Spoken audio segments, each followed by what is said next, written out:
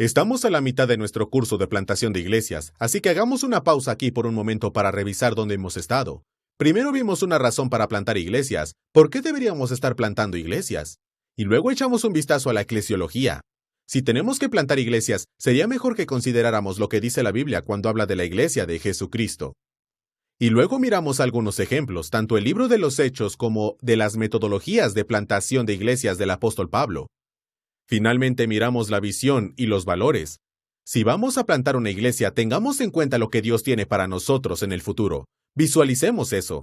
Y luego, en cuanto a los valores, tengamos en cuenta lo que vamos a considerar importante como el cuerpo de Jesucristo. En esta sesión, avanzamos para comenzar a pensar en la audiencia con la que buscamos establecer el contacto. Cada vez que usted comience a hablar de mudarse a una comunidad local y plantar una iglesia, en realidad hay tres componentes principales que debe considerar. Primero, la idea completa de la escritura. Lo hemos hecho al observar la eclesiología. Pensamos en lo que dice la Biblia acerca de la iglesia de Jesucristo. Pensamos en las metodologías que encontramos en el Nuevo Testamento. Pero el otro componente que debe considerar es usted mismo como plantador de iglesias. Y vimos algunos ejemplos en sesiones anteriores sobre algunas cualidades y características que hacen plantadores de iglesias exitosos. Pero ahora pasamos a este tercer componente, el de la comunidad.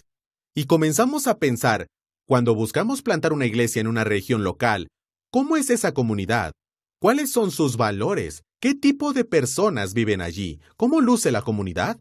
Porque ese es un componente importante cuando pensamos en plantar una iglesia, ya que eso también influirá en nuestro modelo, nuestras metodologías y en cómo buscamos hacernos parte de ese vecindario. Entonces, en la próxima sesión comenzaremos a pensar, ¿cómo veía Jesús a su comunidad?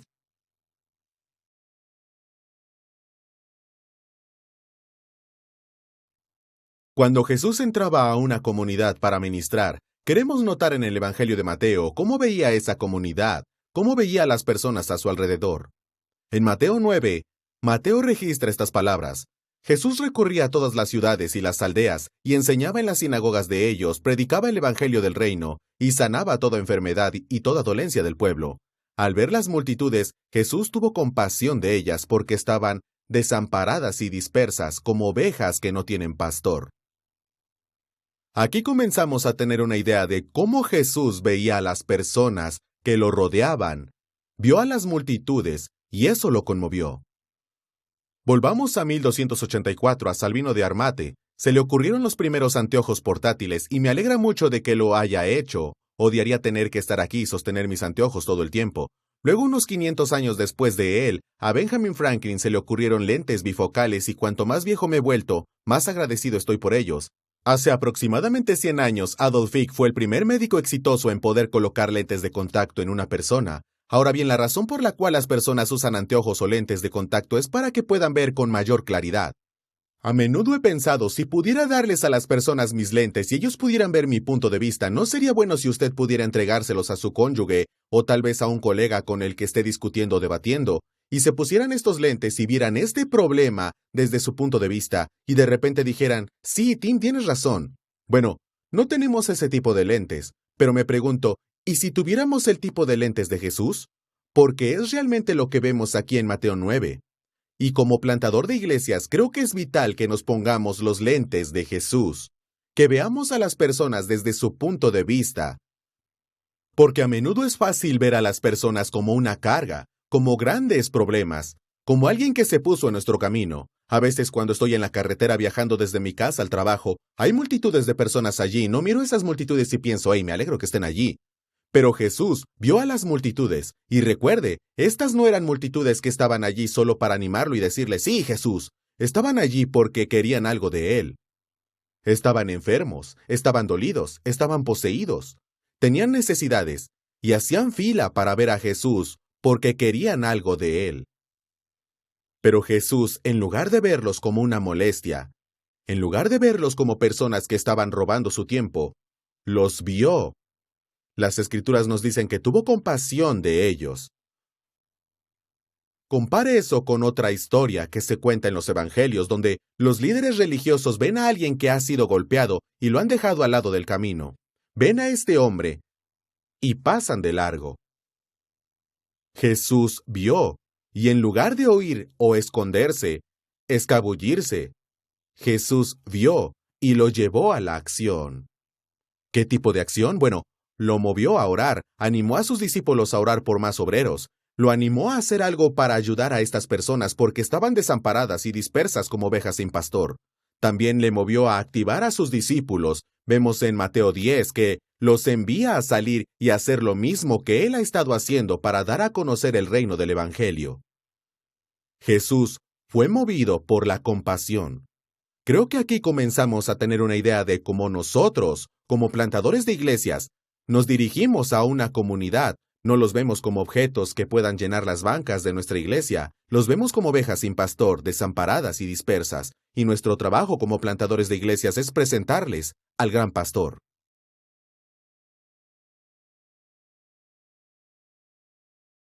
En nuestra última sesión vimos cómo Jesús veía a las multitudes. Los vio y fue movido con compasión. Y esto lo llevó a la oración, a la acción y a la movilización.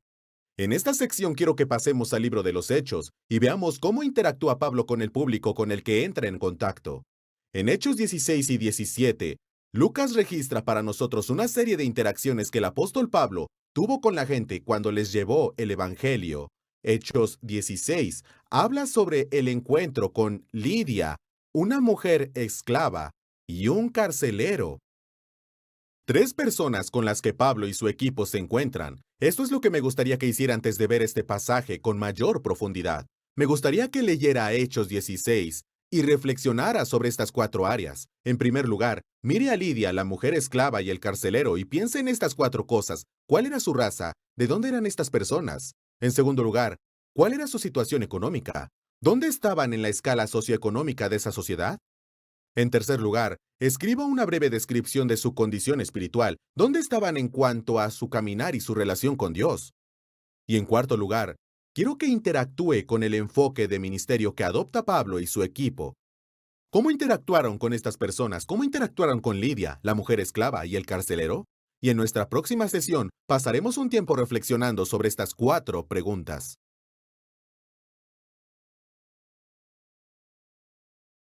En Hechos 16, Pablo se encuentra con 3 personas, Lidia, la mujer esclava y el carcelero.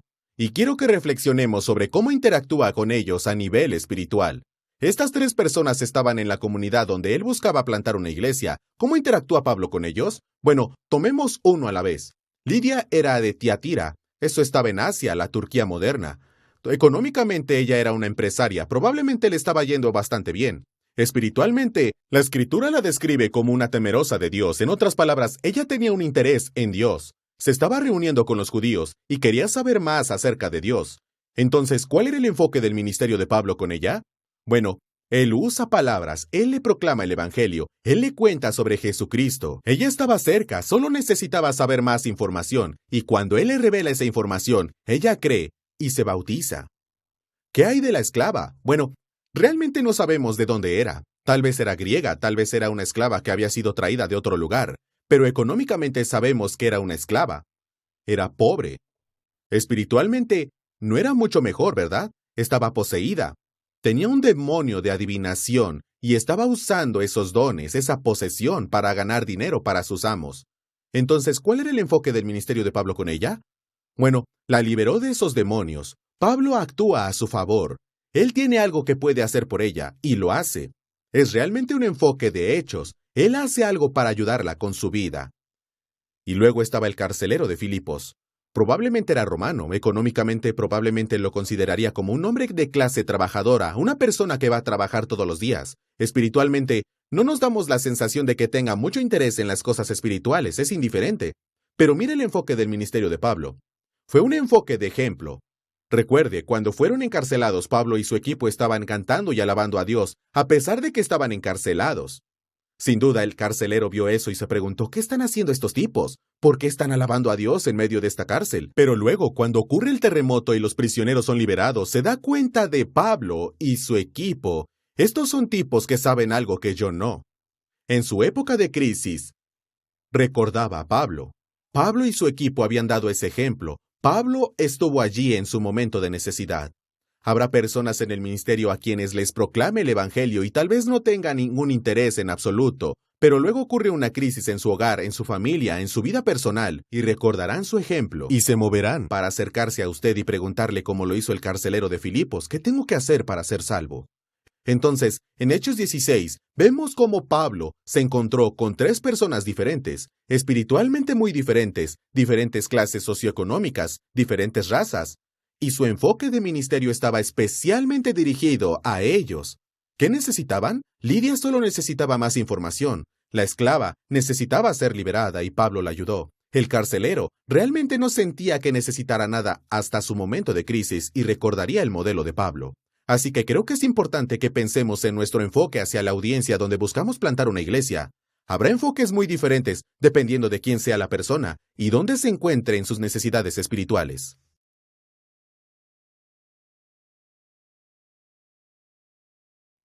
En Hechos 16 vimos cómo Pablo se encontró con 3 individuos muy diferentes y cómo los conoció en el lugar donde estaban. A medida que avancemos en Hechos 17, comenzaremos a ver cómo Pablo conoce a un grupo más grande de personas, esta vez en la ciudad de Atenas. Piensa en la ciudad de Atenas de ese tiempo y en la audiencia que estaba allí, como personas que por lo general eran analfabetas bíblicos. No tenemos ningún registro de que supieran muchas escrituras. Sabemos que había algunos judíos allí, pero no muchos y por lo tanto, como regla general, no eran seguidores de Dios de la Biblia, pero sí eran seguidores de los estoicos y de los epicúreos. Había 2 filosofías que eran muy prominentes allí. Los estoicos, fundados por Zenón, creían en una fuerza cósmica totalmente determinante, una fuerza que no era un dios personal, sino una fuerza que estaba allí en el mundo cósmico. Los epicúreos, que estaban en la búsqueda de la felicidad y el placer, no era una invitación a disfrutar de los placeres de la carne, sino que enfatizaban el presente sobre el futuro. No creían en la vida después de la muerte. Entonces, tome estas 2 áreas clave de sus creencias. Los estoicos creían en esta fuerza cósmica, los epicúreos decían que no había vida después de la muerte, y ahora usted deja caer el mensaje del Evangelio en ese contexto. La gente de Atenas era bíblicamente analfabeta como regla general. Ellos tenían que ver con el pluralismo religioso. El Imperio Romano estaba bien con otras personas permitiendo sus religiones siempre que estuvieran dispuestos a rendir homenaje al Imperio Romano. Y Hechos 17 también nos dice que la gente se fascinaba con todo lo que fuera nuevo. Entonces, ¿qué hace Pablo en ese contexto? Bueno, él está invitado a proclamar el Evangelio, está invitado a contar su historia, y se conecta con ellos y afirma la cultura de los atenienses y usa su lenguaje y métodos de comunicación donde puede. Él discierne y afirma el interés espiritual y la búsqueda de los atenienses. Estaba buscando algo y Pablo enfatiza que eso era algo bueno. Se alegró de saber que estaban haciendo eso, pero no los deja allí. Desafía su forma de tratar de cubrir su búsqueda y satisfacer el hambre de sus almas, y les da otro hilo de la historia.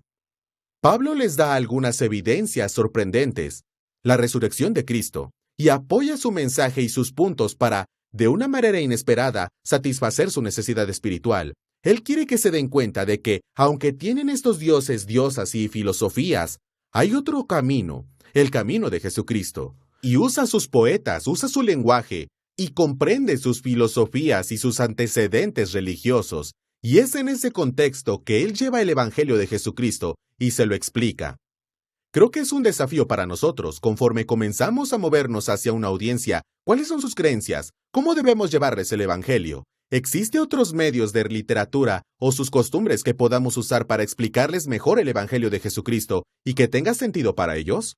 Creo que Pablo en Hechos 16 y 17 nos da buenos ejemplos de cómo buscaba contextualizar el mensaje del Evangelio para su audiencia dada.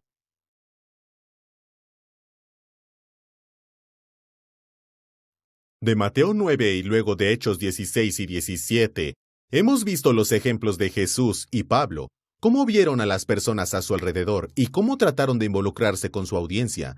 Vieron y sintieron, y eso los movió a la acción. Comenzamos hablando sobre el amor por los perdidos en este curso, de cómo, a medida que buscamos plantar una iglesia, realmente se deriva de nuestro amor y pasión por las personas que están perdidas sin Cristo. El peligro es que podemos enamorarnos de construir nuestro propio reino en lugar de amar a las personas y construir la estructura que necesitamos. Pero vemos el ejemplo de Jesús y Pablo. John Stott lo dice de esta manera. Dice, no hablamos como Pablo porque no nos sentimos como Pablo, porque no vemos como Pablo. Ese era el orden. Vio, sintió, habló. Todo comenzó con sus ojos. Cuando Pablo caminó por Atenas, no solo se dio cuenta de los ídolos, los consideró, miró y reflexionó, y pensó hasta que se encendieron los fuegos. ¡Qué desafío para nosotros al pensar en plantar iglesias, caminar por nuestro vecindario, enamorarnos de la audiencia a la que buscamos llevar el Evangelio! Porque como los vemos como Cristo los vio, una oveja sin pastor, acosada e impotente, cuando los vemos como lo hizo Pablo, personas que necesitan el glorioso Evangelio de Jesucristo, cuando vemos esa necesidad, cuando caminamos entre ellos, cuando lo vemos con nuestros propios ojos, comenzamos a sentir que la pasión arde dentro de nosotros. Y cuando hablamos de esa pasión, de lo que vimos, la pasión de verlos llegar a conocer a Cristo, es cuando nos mueve a la acción. Comienza con nuestros ojos, vemos, luego sentimos y luego hablamos. Muy a menudo, hablamos antes de haber visto o de haber sentido. Antes de haber visto dónde está la gente, nunca nos hemos dado cuenta de cuáles son sus condiciones humanas y qué grandes necesidades tienen. Cuando hacemos eso, realmente hablamos sin conocimiento. Entonces, sigamos el orden que vemos en las Escrituras en los ejemplos de Jesús y Pablo. Veamos a las personas y sintámoslo, y luego hablemos audazmente el Evangelio de Jesucristo.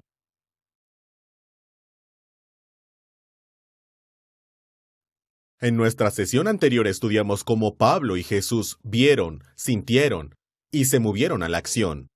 Parte de esa visión es realmente investigación. Por investigación simplemente la estoy definiendo como la recopilación de información para uso y toma de decisiones. Queremos recopilar información sobre la audiencia para comprenderla mejor. Le animo a que piense en estas 4 formas. Primero, piense en la vida interior de aquellas personas con las que busca plantar una iglesia. ¿Cuáles son sus esperanzas, aspiraciones, miedos y problemas? En segundo lugar, reflexione sobre su cosmovisión. ¿Qué aspectos de la Escritura conocen y comprenden? Quizás sepan un poco, quizás no saben nada de las Escrituras. Necesitamos saber ese tipo de cosas. ¿Qué valores los impulsa? ¿Qué es importante en su sociedad? En tercer lugar, considere su contexto social. En otras palabras, ¿cuál es su nivel económico? ¿Qué nivel de educación tiene? ¿Cuáles son las estructuras de poder en esa sociedad? ¿Cómo son sus sistemas familiares? Así pues, reflexione sobre la vida interior, su cosmovisión, su contexto social, pero también piense en sus instituciones religiosas.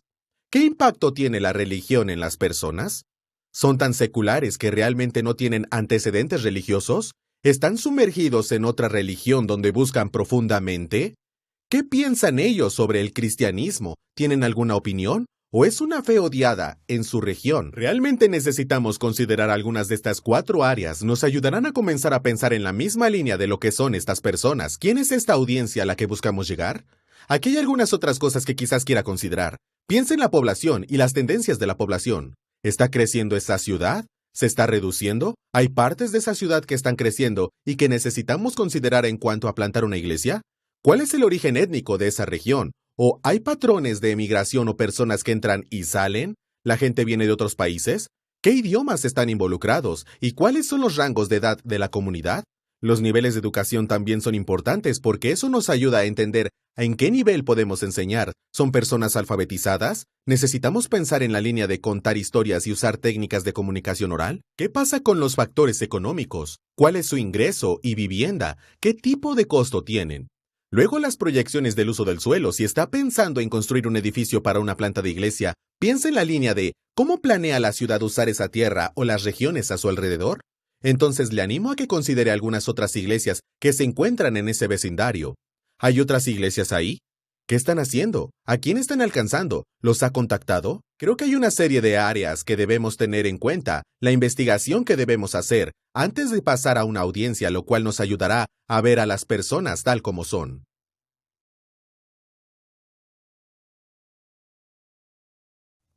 Entonces está pensando en plantar una iglesia. ¿Puede describirme a su audiencia? En el crecimiento y la plantación de iglesias ha habido una serie de ejemplos de iglesias y plantadores de iglesias que han tratado de explicar su congregación y explicarnos su audiencia. Permítame plantear algunos de esos ejemplos solo para que piensen esto, porque lo que quiero que hagan es poder describir a fondo a la audiencia a la que desean alcanzar. Uno de ellos fue la Catedral de Cristal, fundada por Robert Schuller. Cuando comenzaron, tocaron miles de puertas y le preguntaban a la gente, ¿vas a la iglesia? ¿Qué tipo de iglesia estás buscando? Empezaban a preguntar qué tipo de iglesia buscaban las personas y cómo era su audiencia. Willow Creek hizo lo mismo. Iban de puerta en puerta y preguntaban, ¿asistes a la iglesia? Si la gente respondía, claro, voy, entonces decían, bien, continúa. Si la gente decía que no, preguntaban, ¿por qué no? Y sus razones eran variadas. Algunas personas dijeron, bueno, la iglesia es irrelevante para mi vida, es aburrida. Solo quieren mi dinero. Me dejan deprimido cada vez que salgo de ese lugar. O esta iglesia invade mi privacidad. Bueno, en respuesta a eso, Willow Creek escribió un libro titulado Inside the Mind of Unchurched Harry and Mary, y sacaron algunas conclusiones de lo que aprendieron sobre todos esos contactos que habían hecho. Hicieron preguntas porque querían saber cómo era su audiencia. Entonces, algunas de las conclusiones que sacaron con base en las respuestas de la gente fueron, bueno, proporcionaremos el anonimato, presentaremos el mensaje a nivel introductorio, no vamos a presionar mucho a las personas, pero queremos ser excelentes en nuestra programación y presentación, no queremos ser aburridos. Iglesia Presbiteriana Redentor hizo algo muy similar mientras buscaban plantar una iglesia en la ciudad de Nueva York, y algunas de las cosas que aprendieron sobre su audiencia fue esto. Que su audiencia era extremadamente brillante, eran muy competentes en su campo. Muchos de ellos estaban en Nueva York porque estaban trabajando en las oficinas centrales de su empresa. Mucha gente había tenido años de asesoramiento. Tienden a pensar en términos psicológicos debido a eso. Eran sexualmente activos, estaban absortos en sus carreras, su trabajo significaba todo para ellos, por lo que pasaban horas y horas en su trabajo. Por lo general, la mayoría de ellos tenían una conciencia social liberal y eran recelosos con sus asuntos porque estaban tan involucrados en el trabajo que no querían agregar un compromiso más a las cosas. Muchos de ellos, porque se habían mudado desde afuera, estaban solos. Habían experimentado una serie de cambios por lo que eran muy pasajeros en ese sentido. Muchos de ellos habían probado 2 o 3 religiones diferentes y tenían una profunda desconfianza hacia la religión organizada, especialmente el cristianismo evangélico. Ahora piensa en esa lista. Eso describe a su audiencia. Ahora tenemos que movernos a esa audiencia y estamos buscando dar a conocer el Evangelio. Cuando miramos esa lista debemos considerar ¿cómo abordaríamos algunos de estos problemas? ¿Cómo abordaríamos a la persona cansada del compromiso? ¿Cómo abordaríamos a alguien que ha probado 2 o 3 religiones diferentes? ¿Cómo abordaríamos a alguien que desconfía profundamente de la religión organizada, especialmente del cristianismo evangélico? Ese es el tipo de cosas que buscamos descubrir a medida que investigamos, a medida que conocemos a nuestra audiencia.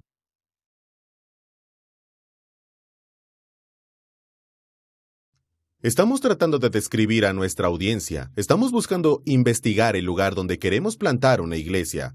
Déjame darte 2 ejemplos de mi propia experiencia. La primera iglesia que plantamos fue en Port Island, Japón. Es una pequeña isla justo al lado de la ciudad de Kobe, Japón. Había un gran complejo de viviendas tanto públicas como condominios privados, y lo que aprendimos en el camino fue que estos eran 2 grupos muy diferentes de personas. Había alrededor de 25,000 personas que vivían en la isla, y en las viviendas públicas eran en su mayoría obreros. Kobe es una ciudad portuaria, muchos de ellos trabajaban en los puertos, algunos de ellos trabajaban en otras fábricas cercanas. Como regla general, las personas que vivían en viviendas públicas tenían menos educación, tenían familias más jóvenes y eran nuevas en sus carreras. Muchas de las mujeres eran madres de tiempo completo, lo cual es bastante tradicional para Japón. Pero otra cosa que aprendimos sobre los residentes de las viviendas públicas fue que eran bastante transitorios, se mudarían por 2 o 3 años y luego se irían a otro lugar. Por otro lado, estaban los condominios privados. En general, eran administrativos y la mayoría de ellos tenían educación universitaria. Muchos de ellos tenían interés en el inglés porque a menudo este idioma formaba parte de su mundo empresarial, y como resultado estaban más abiertos a los extranjeros. Muchos de ellos habían viajado más, habían estado involucrados, habían tenido relaciones interactivas con los extranjeros en forma comercial. Las madres que se quedaban en casa también eran bastante comunes allí, pero lo más importante que aprendimos fue esto.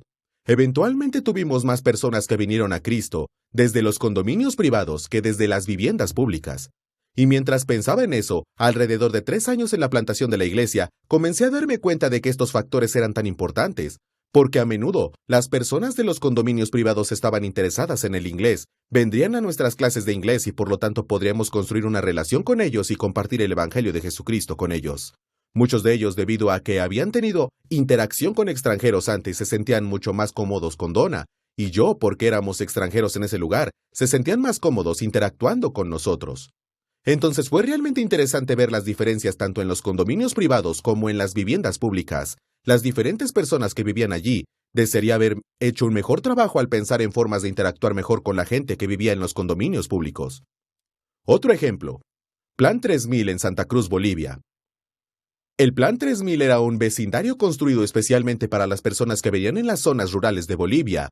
Fue diseñado para albergar a 3000 familias, pero creció y realmente se convirtió en un barrio marginal. Lo que nos dimos cuenta a medida que el equipo de plantación de iglesias comenzó a moverse hacia el Plan 3000 fue que había una serie de necesidades diferentes, necesidades que nosotros como iglesia podríamos intervenir y comenzar a tener un impacto. Primero, los niños necesitaban ayuda con comida y educación, y entonces nos asociamos con una organización infantil que brindaba educación, atención médica y alimentos a los niños. En segundo lugar, nos dimos cuenta de que muchas de las mujeres necesitaban trabajo, pero a menudo no tenían el capital para poder invertir en algún tipo de negocio. Entonces, tuvimos un poco de capital y comenzamos este trabajo de microempresas, en el que buscamos prestar dinero a las mujeres para que pudieran iniciar un negocio de costura o un negocio de jugos, o algo que ayudara a generar un poco de ingresos, y eso les permitiría cuidar de sus familias.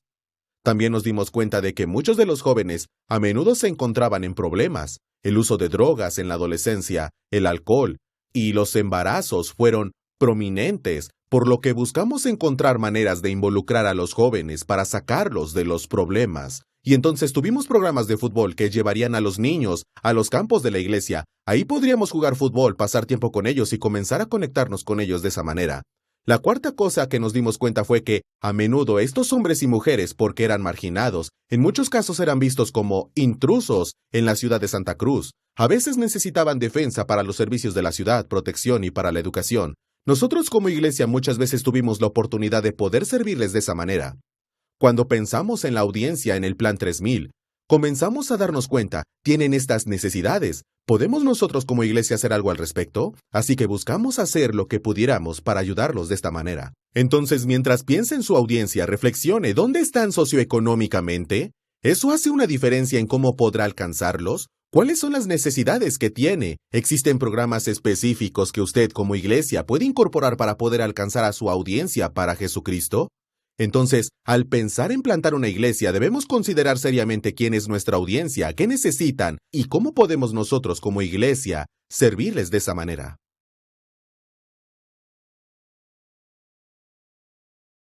Mientras piensa en la audiencia a la que quiere llegar, esta es la pregunta que me gustaría que se hiciera. Para llegar a estas personas, ¿qué ministerios debe enfatizarse y desarrollarse mejor o primero? Hay ciertas cosas que debemos estar haciendo de inmediato para tener un impacto y comenzar a encarnarnos en ese vecindario. Una de las escalas que me he encontrado útiles para mi vida fue la escala de Angel. Como saben, los misionólogos aman las escalas. Tienen la escala de Angel y la escala T, escala de fabricación de tiendas, y la escala C. Cuando se trata de contextualización, bueno, este es otro. Ahora bien, no es que miro a alguien y tenga una conversación con ellos y luego los etiqueto como -2 o -4, sino en mi propia mente mientras pensaba en un individuo o en un grupo de personas. Fue útil para mí reflexionar un poco en ¿dónde están espiritualmente? Tal vez son en esta escala de Angel, un -10, es decir, no tienen idea de quién es Dios. Bueno, en ese caso necesito retroceder y comenzar allí explicándoles quién es Dios. O tal vez están más cerca del 0, quizás tengan este vago conocimiento de la Biblia y hayan oído hablar de Jesucristo. Ahora bien, simplemente necesito comenzar allí y contarles sobre quién es Cristo y hablarles del Evangelio. Necesito completar ese espacio en blanco para ellos. Para mí, tener una idea de dónde está espiritualmente esa persona me ayudó a pensar en lo siguiente. ¿Dónde necesito comenzar a tener esta conversación con ellos? ¿Necesito comenzar de nuevo con quién es Dios? ¿Necesito hablar sobre por qué Jesucristo es Dios? ¿Necesito hablar con ellos acerca de la confiabilidad de las Escrituras? Todas esas cosas pueden ser útiles para ayudarnos a pensar cómo nos acercamos a la audiencia con la que buscamos interactuar. Aquí está la otra cosa que encontré muy útil. A menudo, cuando proclamamos el Evangelio a alguien, puede ser una larga serie de mini decisiones. Es posible que haya tenido en su vida una experiencia en la que habló por primera vez con alguien sobre el Evangelio de Jesucristo, y ellos creyeron en ese momento. Eso siempre es divertido. Interactúas con alguien, compartes el Evangelio con ellos, los invitas a seguir a Cristo y toman la decisión de seguirlo. Pero también tuve la experiencia de encontrarme semanalmente con alguien durante 3 o 4 años y hablamos sobre la Biblia, sobre quién es Dios y quién es Jesucristo, y todavía no tomaron la decisión de seguir a Jesucristo. En ese caso, siempre fue útil para mí darme cuenta de que a veces es solo una larga serie de mini decisiones. ¿Se dan cuenta de quién es Jesús? Este es el cristianismo. Empiezan a entenderlo. Conocí en Japón que muchas de mis interacciones con la gente apenas comenzaban a ayudarlos a comprender de qué se trata el cristianismo. Muchos de ellos simplemente sabían del cristianismo por una película o por alguna pieza de literatura, pero quería que supieran lo que la Biblia enseña sobre el cristianismo. El segundo paso fue realmente sobre la relevancia. Empiezan a darse cuenta, vaya, esto realmente tiene algo de mérito. No me importaría comprobar esto, incluso puedo necesitar esto. En tercer lugar es el paso de la credibilidad. Lo necesito porque es verdad. Ven cómo funciona en la vida de los demás, tiene sentido para ellos, por lo que continúan extendiéndose y buscando seguir a Jesucristo. Y luego llegan a la etapa donde dicen, ¿sabes? Me gustaría probar la iglesia. Tal vez seré parte de un pequeño grupo, o tal vez incluso me gustaría intentar algún ministerio de servicio, saldré y ayudaré a alimentar a los pobres, o tal vez estaré con ese grupo y veré cómo va eso. Lo probarán. Y luego finalmente alcanzan este punto de compromiso. Lo creeré, lo tomaré. Y luego, esta idea de refuerzo. Quiero seguir de todo corazón a Jesucristo. A menudo la gente dará todo este salto en un día, pero a veces es una serie de decisiones muy pequeñas, y en todos los casos necesitamos caminar paciente y claramente con las personas a medida que los movemos hacia la comprensión y la creencia en nuestro Salvador.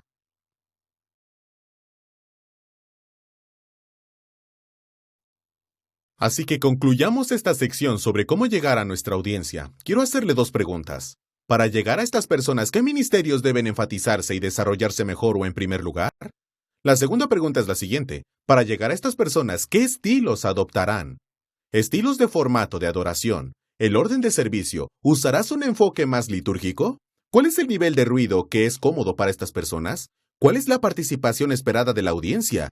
¿Están sueltos o apretados en su organización? ¿Les gusta ver que las cosas funcionen a tiempo o son muy relajados cuando se trata de eso? ¿Qué pasa con la duración del servicio? Me mudé de Japón, un lugar donde el tiempo es esencial y todo se maneja en tiempo, a Bolivia, donde el tiempo no significa mucho. Y noté que la forma en que se ejecutaban los servicios eran muy diferente en Japón que en Bolivia. Es porque eso que encaja con el estilo y la cultura de esas personas. Cuando piense en plantar iglesias, debe considerar el formato de adoración y el estilo de esa audiencia. ¿Qué tipo de música usará? ¿La cantidad de música que se cantará? ¿Qué tipo de instrumentos son nativos de esa cultura indígena? ¿Puedes incorporarlos en tu estilo de adoración? Otra cosa que considerar cuando se piensa en el estilo es, ¿cuál es el tipo de liderazgo? Más adelante en este curso veremos el desarrollo de líderes y diferentes estilos de liderazgo dependiendo de la cultura, pero a medida que piense a plantar iglesias y reflexione en cómo liderará en esta plantación de iglesias, debe considerar cómo esa cultura ve el liderazgo. ¿Qué pasa con el uso de los medios? ¿Se sienten cómodos con eso? ¿Hay ciertos símbolos que necesitan usar o evitar usar debido a los significados que pueden tener? Y luego, ¿qué pasa con los estilos de comunicación? ¿Es formal? ¿Es relacional? ¿Utilizan muchas narraciones en su cultura? Entonces asegurémonos de que estemos usando ese tipo de narrativa en nuestros mensajes y en la vida de nuestra iglesia. ¿Es masivo o individual? ¿Les gustan los grupos grandes o deberían estar en un grupo más pequeño o en un punto de vista más individual? No tiene sentido realmente recorrer 15,000 kilómetros o 20,000 kilómetros para proclamar el Evangelio si no cruzamos ese último puente de comunicación intercultural. Por lo tanto, piensa en lo siguiente, ¿estoy comunicándome de la forma en que ellos entienden? Todos tenemos problemas cuando se trata de la comunicación, ya sea en nuestras familias o en el trabajo. Creemos que estamos diciendo una cosa y la gente nos escucha decir algo completamente diferente. Eso es algo agravado cuando cruzamos culturas, así que asegúrese de considerar el mensaje que está proclamando y la forma en que lo está comunicando, y asegúrese de que tenga sentido para ellos. Algunos pensamientos resumidos. El mensaje central no va a cambiar. Proclamamos a Cristo y a Él resucitado. Entonces, no importa en qué cultura nos mudemos, proclamaremos ese mensaje universal de Jesucristo. La otra cosa que siempre debemos considerar realmente es la siguiente. No importa cuán buenos seamos en la comunicación transcultural, el enemigo se opondrá al mensaje. Él siempre estará allí para oponerse a lo que intentas hacer en nombre de Dios. Y la otra cosa para tener en cuenta es la siguiente. Si bien somos comunicadores humanos del Evangelio, puede ser un comunicador talentoso, un predicador talentoso, un evangelista talentoso. Es solo el Espíritu Santo quien convence a las personas de pecado y las atrae a Cristo y a sí mismo. Por lo tanto, debemos recordar que no importa cuán buenas sean nuestras técnicas de comunicación, no importa qué tan bien hayamos investigado a la comunidad, y cuán bien nos estamos comunicando con ellos, el enemigo se opondrá y el Espíritu Santo debe estar trabajando en sus corazones. Así que eso realmente nos deja con esto. El método de comunicación cambiará de una situación a otra. Lo vimos en la vida de Jesús, lo vimos en la vida de los apóstoles en el libro de los Hechos, y lo vemos mientras viajamos alrededor del mundo y cuando la gente proclama el Evangelio. Pero lo más importante es que debe amar a su audiencia. Enamórese de su vecindario, abrácelos, ámelos. Eso cubrirá una multitud de pecados.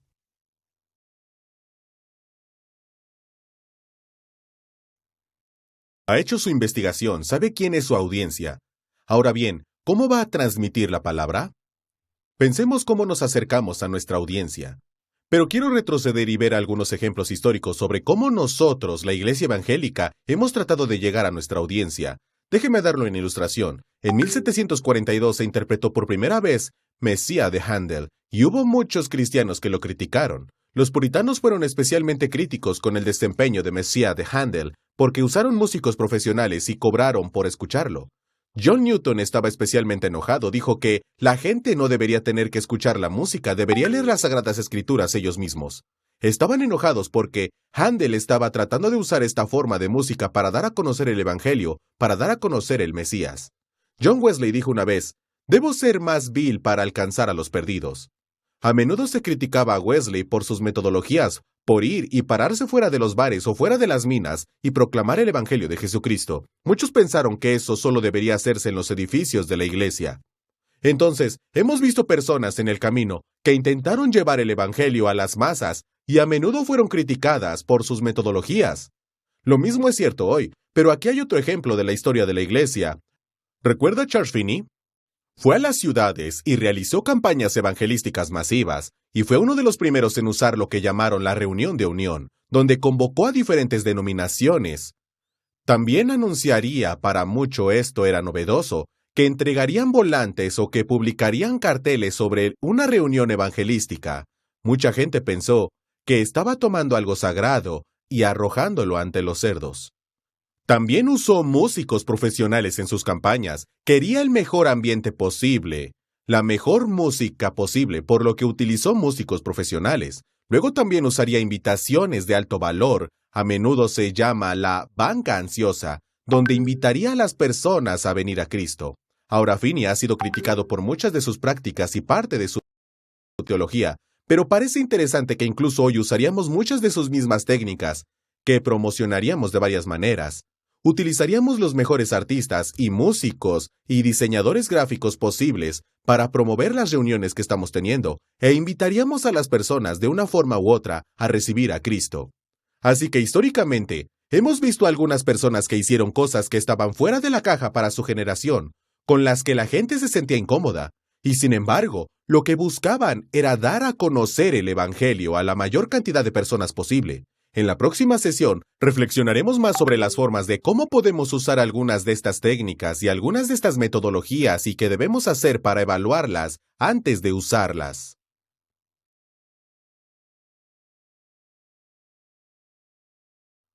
¿Qué tipo de metodología se está usando para dar a conocer el Evangelio? Hay muchas iglesias, muchas organizaciones que usan sitios web y redes sociales para dar a conocer el Evangelio. Algunos incluso están utilizando el buzz marketing para generar cierto ruido sobre lo que están haciendo, las reuniones que están teniendo, los programas que están desarrollando, para que ese tipo de cosas se pongan al día. A medida que pensamos en las metodologías y a medida que pensamos en la forma en que comercializamos o la forma en que queremos dar a conocer a Cristo, debemos dar algunas consideraciones al respecto. Primero, Barna escribió un libro hace varios años sobre el marketing de la iglesia, y cuando ese libro llegó al mercado hubo mucha discusión al respecto. A mucha gente no le gustó el libro, algunas personas sintieron que estaba demasiado cerca del lenguaje comercial, pero Barna comenzó a explicar que el marketing no es el sinónimo de venta, no estamos vendiendo a Jesús, pero incluye actividades como publicidad y relaciones públicas, planificación estratégica e investigación de audiencias. Incluye otras cosas como desarrollar una visión y asegurarnos de que estamos cuidando a las personas de la mejor manera. Entonces, aunque entiendo que a menudo no nos gusta el término marketing porque parece que estamos tratando de vender un aparato a alguien, debemos pensar un poco, ¿cómo vamos a correr la voz? ¿Cómo vamos a dar a conocer a Cristo a estas personas? ¿Cómo les vamos a hacer saber que hay una iglesia allí que busca brindarles salvación? Bueno, en el ministerio se tiene el objetivo de hacer marketing de alguna manera. Queremos satisfacer las necesidades de las personas, no vendiéndoles algo, no manipulándolas para que compren algo, sino proporcionándoles soluciones bíblicas a las circunstancias de sus vidas. Entonces, quizá no le guste la palabra marketing, entiendo. Use palabras como alcance o desarrollo en su lugar. Tal vez esas son mejores palabras para que reflexionemos, pero la clave es esta. ¿Cómo vamos a dar a conocer esto? ¿Cómo vamos a dejar que la gente sepa que estamos allí? Bueno, hay algunas críticas sobre el marketing, ¿verdad? Puede ser manipulador. Todos hemos visto comerciales en los que usan música o ciertas imágenes para manipularnos, para que pensemos positivamente en un producto y luego salgamos a comprarlo. Algunas personas argumentan que, a veces, si no tenemos cuidado, actuará en contra de la obra del Espíritu Santo, que está trabajando en la vida de las personas y en su lugar estamos tratando de manipularlos y moverlos a cierta dirección con los métodos que usamos. Otras personas sienten fuertemente que desacraliza la fe. En su consumismo impío, está demasiado cerca del marketing en el mundo de los negocios. Y de alguna manera pone a la audiencia en el centro. Las necesidades humanas juegan un papel dominante en la toma de decisiones cuando estamos pensando en el marketing. Y algunas personas incluso argumentan que se requiere ajustar el mensaje, que la mayoría de las personas no van a querer escuchar que están perdidas y que necesitan un salvador. Entonces, si lo reajustamos solo para que satisfaga las necesidades de la audiencia, ¿hemos cambiado el evangelio? También puede estar muy centrado en los números, por lo que estamos muy preocupados por cuántas personas escuchen o cuántas personas estamos alcanzando. Pero lo que deberá hacer es pensar en dónde pondría la línea y qué está bien para usted. Considere en oración como el mundo de los negocios y la manipulación de personas, o simplemente de la manera más amplia posible, buscamos dar a conocer cuál es el evangelio, la localización de nuestra iglesia y qué está pasando allí. Hay un número creciente de personas que no están familiarizadas o que tienen una visión errónea de la iglesia. Por esa razón creo que es fundamental que estemos al frente y les hagamos saber quiénes somos. Creo que es otra forma de mostrar sensibilidad a las necesidades de la comunidad cuando pensemos en marketing o en darse a conocer o llegar de esta manera. Queremos que las personas sepan que nos importa, y lo hacemos al mostrarles las cosas en las que estamos involucrados, los programas que tenemos, los alcances que estamos buscando hacer. Entonces, reflexione sobre esto. ¿Hasta dónde podemos llegar para adoptarnos a la audiencia? Podemos hacerlo a través de mensajes, música, el ambiente y los horarios de las reuniones, pero también debemos asegurarnos de no cruzar una línea hacia la manipulación. A continuación, le presentaremos algunos pasos cuando piensen hacer correr la voz a su audiencia. Hemos hecho la investigación, hemos pensado un poco en quién estamos tratando de llegar. Ahora, hágase estas preguntas. Acabo de llegar en un área y desea establecer un testigo creíble allí. Quiere comunicar el evangelio. Quiere establecer una iglesia. ¿Cómo va a hacer esto? ¿Cómo va a ser para que la gente sepa? En segundo lugar, ¿qué criterios utilizará para incluir o excluir una determinada técnica o método de marketing? ¿Qué tan lejos es demasiado lejos para usted? Dibuje algunas líneas allí y comience a pensar qué usaría. Y creo que debemos asegurarnos de evitar lo inmoral y evitar lo fraudulento. Y también, si usamos una audiencia y un enfoque orientado a los resultados, ¿expulsamos la obra divina del Espíritu Santo? Nunca quiero que vayamos más allá de lo que el Espíritu Santo está haciendo en la vida de alguien. No quiero manipular a alguien o mi mensaje para que lo haga creer. Quiero asegurarme de que sea realmente la obra del Espíritu Santo en sus vidas. Entonces haga algunas preguntas a estos argumentos mientras piensa en cómo se moverá en su audiencia.